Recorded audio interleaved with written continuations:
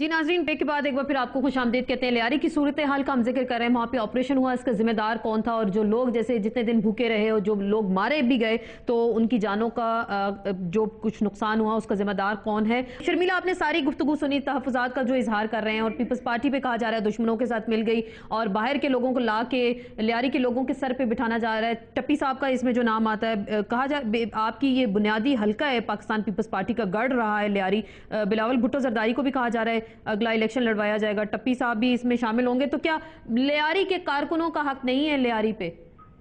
अच्छा, अब मेरे अस्मा बगैर इंटरप्शन के 1 मिनट आप मेरी बात सुनिए। यहाँ से नबील गबूल इलेक्ट हुए 1,04,000 vote, highest votes from Karachi. अच्छा, यहाँ से रफीक इंजीनियर, सलीम मेंगोरो 2 MPs हैं, रफीक इंजीनियर मिनिस्टर है। यहाँ से सेनेटर है अलमास परवीन, वर्कर है लियारी की। यहाँ से अल्लाह आपका भला करे हबीब जान जिसकी बात हो रही है, उनकी जो सास हैं वो आज भी special assistant to the chief minister हैं, आज भी टुडे। लियारी को इतनी रिप्रेजेंटेशन दी गई। अब बात आती है तरक्याती कामों की। प्रेसिडेंट साहब पर भी 30 केस लगवाए, वो पीपल्स हाँ ठीक है, सुन लें, ठीक सुन तो लें। मैं हबीब जान से 10 दफा मिली हूँ, सुन तो लें भाई। अच्छा सुन लें, शर्मिला की बात सुन लें, आप फिर जरूर जवाब देंगे उज़ैर बलोच साहब। हबीब जान से मिली हूँ लियारी में 10 दफा। मैं कराची प्रेस क्लब में भी मेरी उनसे मुलाकात हुई है। 1 साल पहले शायद वो लंदन चले गए, क्या हुआ मुझे नहीं पता। उनकी सास आज भी special assistant to chief minister हैं। अच्छा, अब आ जाते हैं लियारी के डेवलपमेंट वर्क्स के ऊपर। एक और भी झगड़ा हुआ था जुल्फिकार मिर्जा का बाकी लोगों से कि जी लियारी के लोगों को पुलिस में क्यों जॉब्स दी गई हैं।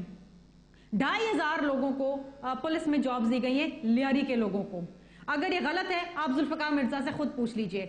500 करोड़ का एक अलग लियारी का पैकेज है। हर साल बजट में लियारी का अलग पैकेज रखा जाता है, अलग पैकेज तरक्याती कामों का। और जब भी सदर मुमलिकत आसिफ अली जरदारी साहब कराची आते हैं वो सबसे पहले लियारी की प्रोग्रेस के ऊपर मीटिंग करते हैं। नहीं देखिए, अगर आपको इख्तलाफ है नौकरियों पे, आपको इख्तलाफ है कि जी पानी की टैंक खराब है या बिजली नहीं है, फला नहीं है, आप बैठ के बात करें। आप रॉकेट लॉन्चर से तो नहीं मारेंगे। अगर लियारी के लोगों को असला दिया गया है, उनकी दरखास्त थी कि जी हमें लाइसेंस असला चाहिए, तो इसमें क्या हमने गुनाह किया? एक स्क्रूटनी होती है, लेकिन हमने ये तो नहीं कहा कि लाइसेंस असला लेके लोगों को मारो। रॉकेट लॉन्चर किसने दिया लियारी में लोगों को? दस्ती बम किसने दिए? मैं उज़ैर बलोच से पूछ लूं, लियारी के लोगों को खामोश क्यों करवाया जा रहा है? शर्मिला आपको सारी बातें बता रही हैं कि इतनी डेवलपमेंट फंड आए, ये हुआ वो हुआ। उज़ैर बलोच साहब, शर्मिला मैं उज़ैर बलोच से पूछ लूं कि आप लोगों को खामोश क्यों करवाया जा रहा है? और ये हार गए थे 18 अक्टूबर 2007 को जब बेनज़ीर भुट्टो शहीद साहबा कराची पहुंची, ये जेल में थे। टप्पी ने ये लेके खामोश हो किस क्यों खामोश हो? एक मिनट मुझे ये बताएं, खामोश होने के लिए क्यों कहा आपको? ये टप्पी साहब ने आपको खामोश होने को क्यों कहा? पैसे कमाओ। और अगर कोई लियारी चला गया तो उसने कोई गुनाह कर दिया? नहीं उज़ैर बलोच साहब, मुझे ये जवाब चाहिए। ऐसा आप क्या जानते थे, ऐसा आप क्या जानते थे कि आपको खामोश कराया गया? अगला इलेक्शन में एमपीए की सीट का उम्मीदवार है, नेक्स्ट टाइम पे भी वजीर आज़म बस सोच लिया उन्होंने। भाई पार्टी जिसको खड़ा करेगी आप ना दे वोट उसको, पार्टी का फैसला होगा। पार्टी जिसको खड़ा करे, पार्टी अवैस मुजफ्फर को खड़ा करे, पार्टी रफीक इंजीनियर को खड़ा करे, पार्टी किसी को खड़ा करे, उसका फैसला है। आपको वोट नहीं देना आप ना दें, ये आपका राइट है। लेकिन अगर आपको किसी की शक्ल पसंद नहीं है तो उसके ऊपर आप रॉकेट लॉन्चर नहीं मार सकते। शर्मिला इनकी बात सुन ले। और चौधरी असलम, अवैस मुजफ्फर टप्पी, नबील गबल, उनके खून का हिसाब दो। मुझे उज़ैर बलोच साहब मुझे ये बताएं, मुजफ्फर टप्पी ने आपको खामोश रहने पे क्यों कहा? खामोश रहने का क्यों? ऐसा क्या आप जानते थे कि आपको खामोश कराया जा रहा है? कि उसमें आसमा मुझे ये चाहते थे 25 करोड़ रुपए ले ले और मजीद जितने टेके हैं हम आपको देंगे, आप खामोश बैठो और नेक्स्ट टाइम पे इलेक्शन में मैं एमपीए का सीट में उम्मीदवार हूँ रफीक इंजीनियर का, कि मैं अगला सीएम जरदारी साहब ने कहा है। मैंने उनको कहा कि खुदा के लिए आप नवाबशाह से लड़े, आप लियारी को छोड़ दें। हमने जरदारी साहब से अपील की है कि नुमाइंदे ज़पा लियारी से चाहिए। ये नबील गबोर, रफीक इंजीनियर यहाँ से जीत के चले जाते हैं, फिर जब इलेक्शन करीब होते तब आते हैं। 4.5 साल में ये कहते हैं लियारी नो गो एरिया है, लियारी के हालात ठीक नहीं है। जब इलेक्शन करीब होता है उस दौरान सब ठीक है, हमारे साथ उठते बैठते हैं, लियारी में घूमते हैं, इलेक्शन फाइट करते हैं, वो सब सही होता है। और आज जो है जब 4.5 साल बाद हम गंदे हो गए, आज हमें कह रहे तालिबान है, बीएलए है। हाँ, यहाँ बीएलए है, यहाँ तालिबान है, या अफगानिस्तान भी यहाँ पर है, फलस्तीन भी यहाँ पर है, इसराइल भी यहाँ पर है, और जो है जहां दुनिया भर के दहशतगर्द जराइम वगैरह सब यहां पर है।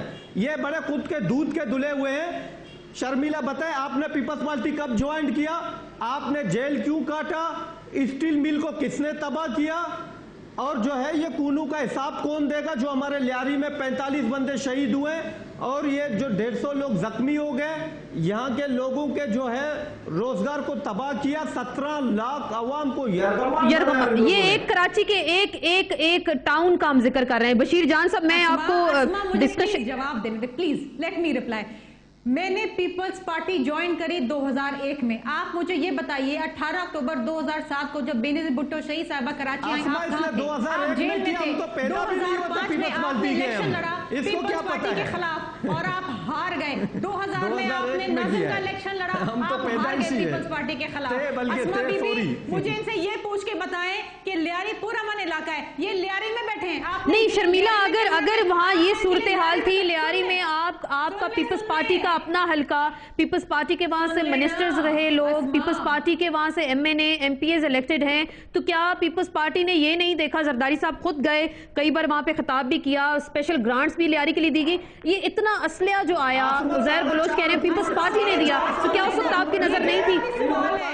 ये मेरा भी सवाल है सदर पाकिस्तान से लेकर रॉकेट लॉन्चर लियारी में कौन लेके बैठा हुआ है? ये दस्ती बम कौन लेके लियारी में बैठा है? उजैर बलोच लियारी में बैठे हुए, ये हमें बता सकते हैं कि अगर बीएनए नहीं है, तालिबान नहीं है, अगर एक जान साहब नहीं है, कागजी कार्रवाई पे किए, अपने फंड और पैसे जेब में डाल दिए। दोनों से गुजारिश है, बशीर जान साहब से मेरा सवाल है, बशीर जान साहब से मेरा सवाल है, बशीर जान साहब अगर आप मुझे सुन, उजैर बलोच साहब, बशीर जान साहब का बाजार बनाया हुआ है। जी मुझे आवाज आ रही है। मैं आपसे ये जानना चाहूंगी, आप सारी गुफ्तगू सुन रहे हैं, आप हुकूमत के इत्तेहादी भी हैं, सिंध में आपका अहम रोल भी है।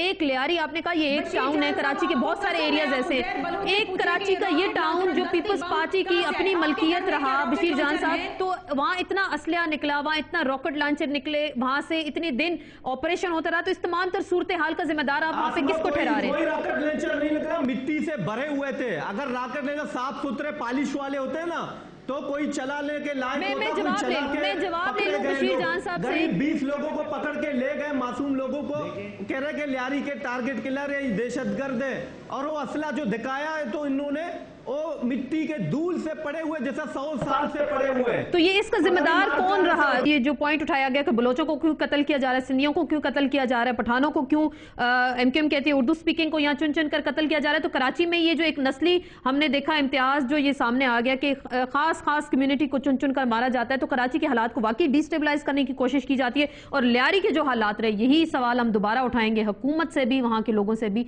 तो इसका जिम्मेदार कौन रहा? इस पर बात होगी मुख्तसर से ब्रेक के बाद।